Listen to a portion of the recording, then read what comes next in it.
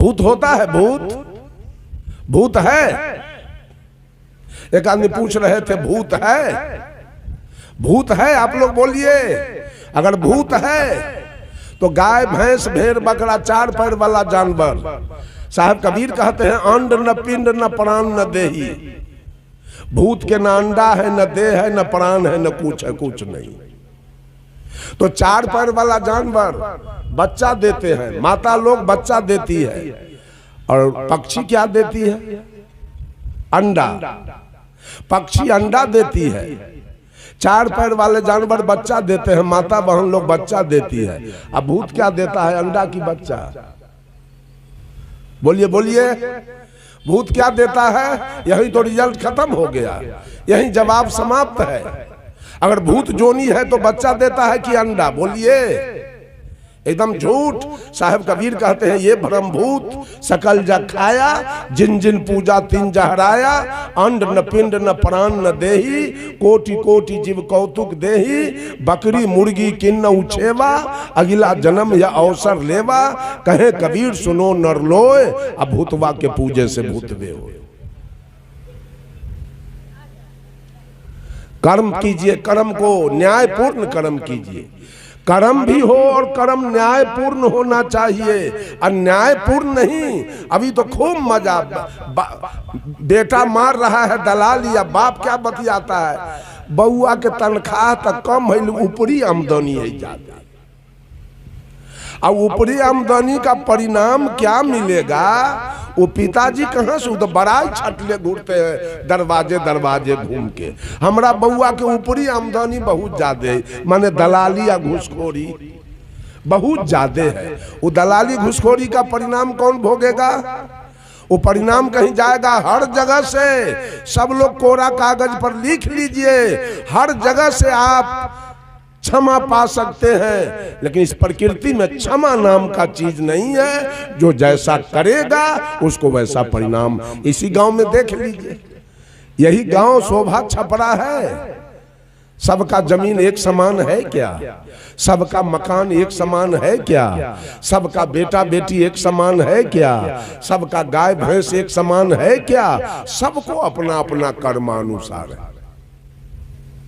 इसी गांव में ऐसा भी आदमी होगा जिसको घर बनाने तक का जगह नहीं है। इसी गांव में ऐसा भी आदमी होगा जिसका 200 बीघा परती है पड़ल। वो आपके कर्म का अनुसार, कर्म का परिणाम है। अभी तो आप देवी देवता पूजने में लगे हैं, लेकिन कर्म को आप ठीक नहीं कर रहे, फिर वहीं जाएंगे जहां से आए थे, फिर वहीं पहुंचेंगे आप। चूंकि कर्म आपका ठीक नहीं हो रहा है, मंदिर में पूजा करके आप बकरी काट के खा जाते हैं, मछली मंगा के खा जाते हैं, दारू पीते हैं, चोरी करते हैं, बेईमानी करते हैं, तो कर्म तो फिर वहीं पर ले जाएगा आपको। पुनः मूषिको भव, जहां से आए पुनः वहीं आपको चला जाना पड़ेगा। कर्म ठेल के वहां पहुंचा देगा आपको। बंधुओं, कर्म कीजिए लेकिन कर्म कांड से बचिए। सारा लोग जीने के लिए भी कर्म, सुख के लिए भी कर्म, और शांति के लिए भी कर्म। शांति के लिए तो ज्ञान की आवश्यकता है, शांति के लिए तो सत्संग की आवश्यकता है, शांति के लिए तो सद्गुरु की आवश्यकता है, शांति के लिए तो सुंदर वातावरण की आवश्यकता है। लेकिन कर्म करते करते, मंदिर पूजते पूजते, अब मांस मछली खाते खाते अंत हो रहा है समय, कहीं सुधार नहीं, कहीं सुधार नहीं हो रहा है। सारे लोग कर्म कांड में भिड़े हुए हैं, रात दिन दौरा लगा रहे हैं मंदिर के, रात दिन पूजा में लगे हैं, और कर्म ठीक नहीं। क्या कल मैं कहानी कहा था, कर्म कांड करने वाले ने स्वर्ग को नरक बनाया, कर्मकांडी लोगों ने स्वर्ग को नरक बनाया है। बंधुओं, ज्ञान कांड में आइए। ज्ञान कांड का मतलब है, यह हमारा जो मंच है, यह कर्म का मंच नहीं है, यह ज्ञान का मंच है, यह अंधश्रद्धा का मंच नहीं है। आज लोग अंधश्रद्धावादी हो गए, आज पत्थर की पूजा चल रही है, गोबर की पूजा, अग्नि की पूजा, पानी की पूजा, आकाश की पूजा, धरती की पूजा चल रही है। चेतन जीव, ये चेतन जड़ प्रकृति का पूजा कर रहा है। प्रकृति में गुण है, प्रकृति में गुण है, लेकिन ज्ञान नहीं है। ज्ञान होता है चेतन में, जड़ में ज्ञान। ये शरीर आपका जड़ है, प्रकृति से बना हुआ, इसमें कोई ज्ञान नहीं है। नहीं अपने को जान रहा है, न दूसरे को जान रहा है। लेकिन ये चेतन, संसार में दो ही चीज अमर है और दो ही सत्ता है इस संसार के अंदर, एक प्रकृति और एक पुरुष, एक जड़ एक चेतन, यही दो सत्ता है। प्रकृति से आपका हमारा शरीर बना है और चेतन यही बोल रहा है। इस सबको जानता है, अपने को भी जानता है, लेकिन जड़ न किसी को, सूरज किसी को नहीं जानता है, अपने को भी नहीं जानता है। हवा अपने को भी नहीं जानता है, दूसरे को भी नहीं जानता है। अग्नि अपने को भी नहीं जानती है, दूसरे को भी नहीं जानती है। आज दुर्भाग्यवश, अज्ञानतावश ये चेतन जीव आज जड़ प्रकृति की पूजा कर रहा है। सुख और शांति पाने के लिए जड़ में गुण है, पानी में गुण है, लेकिन ज्ञान नहीं है। पानी में न ज्ञान है, न ध्यान है, न बुद्धि है, न विवेक है, न दया है, न क्षमा है। जिस पानी का आपने पूजा किया है, उसी पानी में एक दिन नाती डूब के आपका मर जाएगा, उसी पानी में पोता डूब के मर जाएगा। तब क्या कीजिएगा? बाप बाप चिल्लाइएगा, माथा पटकिएगा। जिस पानी का मैंने पूजा किया, वो पानी मेरे ऊपर तो जरा सा भी दया नहीं किया और मेरे नाती को डुबा के मार दिया। तो उसके पास ज्ञान है कि आपके पोता नाती को बचा ले पानी।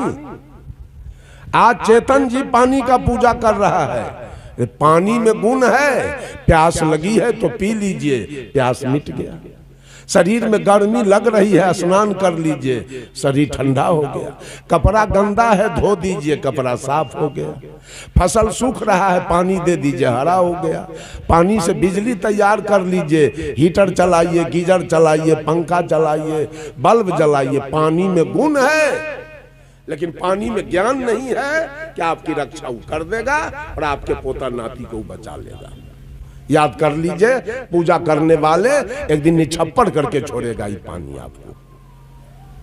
उस समय आपका सारा मिर्गी भगवान वाला उतार देगा ही। कुछ लोग आग की पूजा करते हैं, इतना महंगा घी जलाते हैं, अरवा चावल, जौ, तिल, नारियल, जटा मसी, गुगुल, इतना महंगा पदार्थ जलाया जा रहा है। आग से कौन गैस निकलता है? Oxygen, oxygen, carbon dioxide. कहां से फायदा हमको देगा? जिस आग का पूजा किया है, उसी आग में एक दिन गज्जी सिल्क, साउथ सिल्क और बनारसी साड़ी जलेगी। उसी में आपके दूल्हा का कोट फुल पैंट जलेगा और उसी आग में दस्तावेज और खतियान जलेगा। उसी आग में रुपया जलेगा, उसी आग में नाती पोता और बेटी दामाद जलेगी, उसी आग में गाय भैंस जलेगा।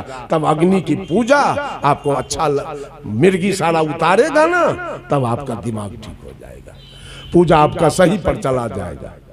आप जो जड़ प्रकृति की पूजा करते हैं, वो देगा जब अपना तांडव दिखाएगा।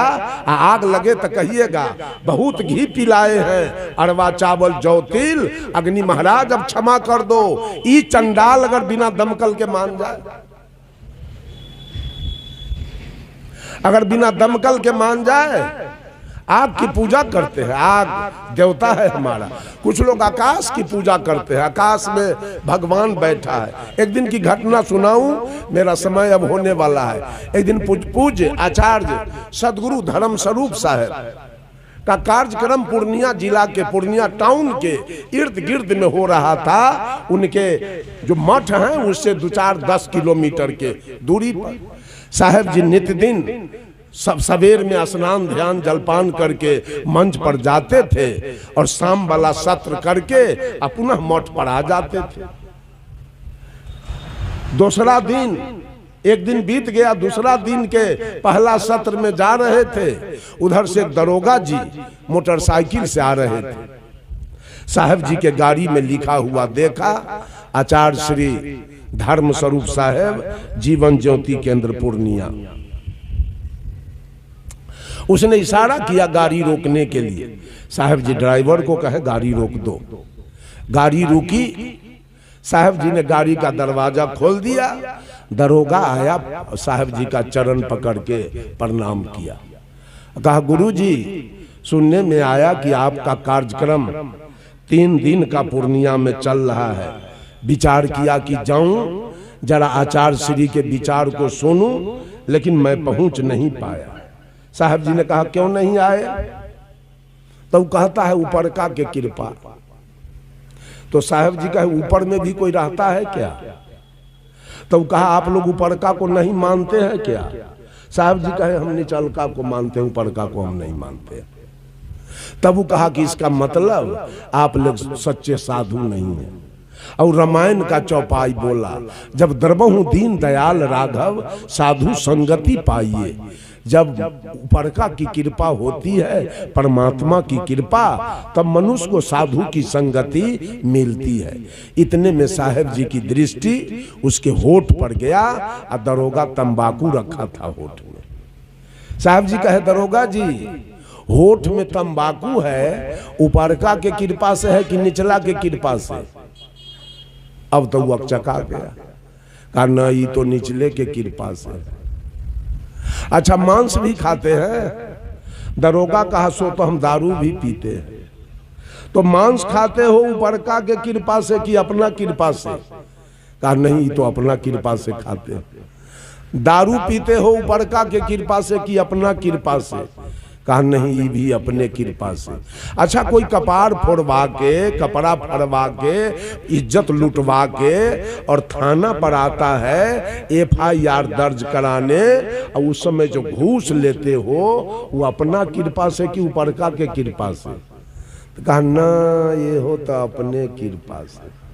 साहब जी कहे अरे भले आदमी, डर था जिसका चेले SP या कलेक्टर हो, वो दरोगा से डराएगा?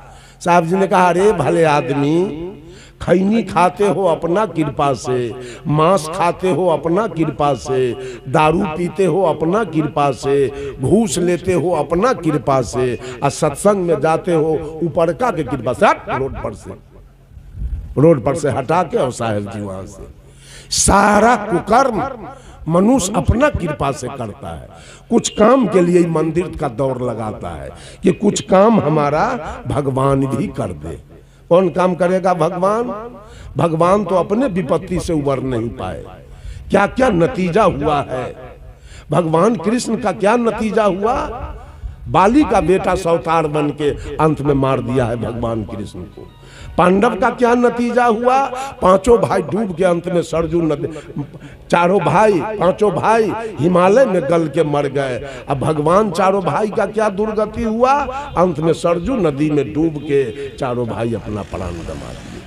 आप मुक्ति पाना चाहते हैं, रामा रामा हरे हरे कहते हैं, हरे कृष्णा पढ़ के आप मुक्ति पाना चाहते हैं। हमारे इलाका में गांव है, उस गांव में जादव लोग थोड़ा ज्यादा है, अब जादव लोग सब था कबीरपंथी। वहां तंबाकू की खेती होती है, सब लोग तंबाकू की खेती किया, लेकिन थे दुविधा में। थे तो कबीरपंथी, लेकिन दुविधा वाला काम, मंदिर मस्जिद वाला काम भी चल रहा था। खैनी माघ का महीना खैनी कट रहा था तंबाकू, और पंडित जी आ गए। पंडित जी ने कहा जजमान, अठजाम बहुत दिन हो गया, एक अठजाम तो किया जाए। कहा तो क्या हर्जा है, तंबाकू बिक रहा है 10,000 के कट्ठा। खेते खेत से चंदा मांग करके, और चंदा पूरा हो गया। माघ बसंत पंचमी दिन तय हो गया अठजाम होने का। अब बीच गांव में 10 घर मुसलमान लोग थे। वो जादवे लोगों से खैनी तंबाकू कच्चा खरीद के और बना उना के अपना बाजार उजार में बेचते थे। उनके पास तंबाकू झांपने के लिए तिरपाल वगैरह बहुत था। जादव लोग कहा कि मौलवी साहब जरा तिरपाल दीजिए, अठजाम में खड़ा करना है। जो मौलवी साहब के पास 2, 4, 5 तिरपाल था वो दे दिया। जब अठजाम शुरू हुआ 4-5 घंटा बीता तो पूरब और उत्तर की कोन से बिजली चमकने लगी और बादल गरजने लगा। अब मौलवी साहब का 2-4 बीघा खैनी कटा हुआ था। अब तो मौलवी साहब को मिर्गी चढ़ गया।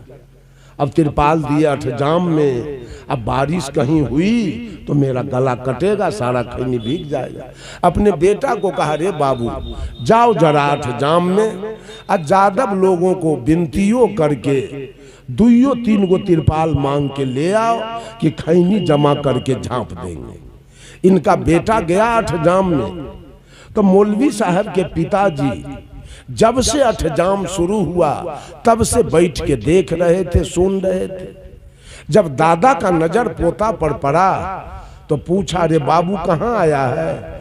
कहा, अब्बा कहा है तिरपाल मांग के लाने के लिए, बिजली चमका है, बादल गरजा है और खैनी कटा हुआ है। उसका दादा कहा, रे बाबू हम तो 5 घंटा से सुना है, ये सब ग्वाला सभी सनका हुआ है। उसका दादा कहा, ये ग्वाला सब सनका है, अभी हम 5 घंटा से सुना है, ये सब गायले गीत के गावा है और झाल से झलियावा है। गायले गीत के गावा है, झाल से झलियावा है, और रह रह का हुमावा है, तब बुझा है दम निकल जाइए, अभी मंगवही तो ग्वाला से मार के खराब कर दिए। जाए देखैनी भीग जाइए तब भीग जाइए। क्या रट लगा रहे हैं? एक के नाम के कितना दिन दौनी कीजिएगा? ये दौनी करने से क्या हो जाएगा, क्या मिलेगा? जरा सोचिए तो। इन नाम के दौनी करने से क्या मिलेगा? गेहूं के दौनी कीजिएगा तो गेहूं मिलेगा, और ये दौनी कीजिएगा तो अंत में क्या मिलेगा? जरा सोचिए, समझिए। कर्म कीजिए जीने के लिए, सुख के लिए, लेकिन कर्म कांड में मत फंसिए। ज्ञान की आवश्यकता है। आपके जीवन में शांति आएगी कब? जब आपके अंदर ज्ञान होगा, और जब सदगुरु के संगति में आप जाएंगे, सत्संग में जाएंगे और सुंदर वातावरण में जाएंगे, बुरी आदतों को छोड़ेंगे, तो आपके जीवन में शांति आएगी। जब सत्संग में जाएंगे तो ये सारी माता बहनें आपको बहन बेटी और माँ के समान दिखाई देगी। तो फिर दरोगा जी की गाड़ी आपके दरवाजे पर लगेंगे क्यों, और आपके जीवन में अशांति आएगा क्यों? यह है ज्ञान कांड। जब ज्ञान में आएंगे तो आपके जीवन में शांति आ जाएगी, और जब कर्म करेंगे तो आपके जीवन में सुख आएगा। लेकिन कर्म कांड में जाने से न सुख मिलेगा और न शांति मिलेगी, दोनों में से कुछ नहीं मिलेगा। मैं अपने वाणी पर यहीं विराम लेता हूँ। बोलिए सद्गुरुदेव की जय।